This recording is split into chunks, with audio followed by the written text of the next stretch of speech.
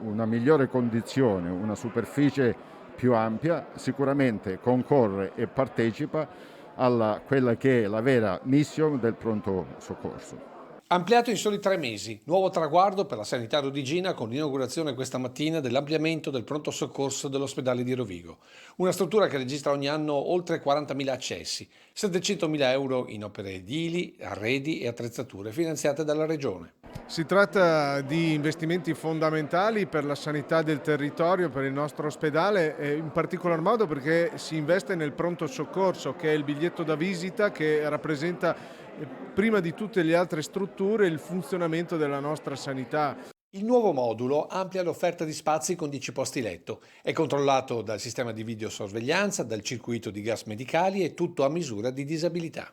Ci siamo dati delle priorità rispetto al finanziamento regionale di 40 milioni di euro da destinare all'ospedale di Rovigo.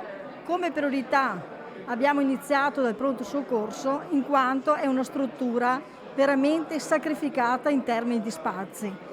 Ma l'ospedale di Rovigo amplia anche l'unità operativa di anatomia patologica, un investimento di quasi 700.000 euro per lavori strutturali, arredi e attrezzature. L'anatomia patologica è un servizio che fornisce le diagnosi sull'analisi dei tessuti e delle cellule, prevalentemente in ambito oncologico.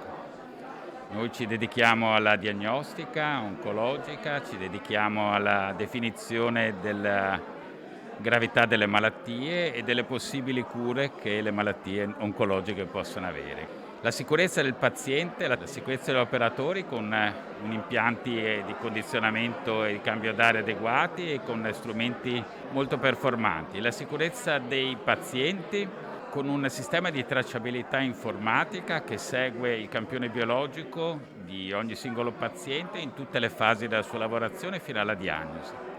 Il tutto per rispondere sempre di più a quelle che sono le bisogni di salute dei cittadini.